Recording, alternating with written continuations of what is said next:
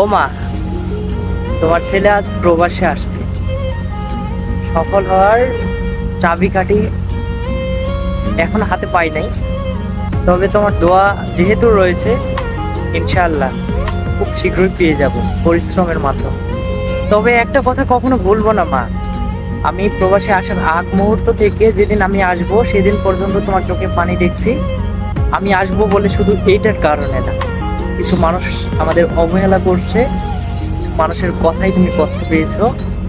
এই যে আপন মানুষ, আত্মীয় স্বজন, প্রতিবেশী, অনেকের কথাই তুমি অনেক কষ্ট পেয়েছো, সেগুলো ভুলেই নাই। সময় মতো জবাব দিব, এখনো জবাব দেওয়ার সময় হয় নাই।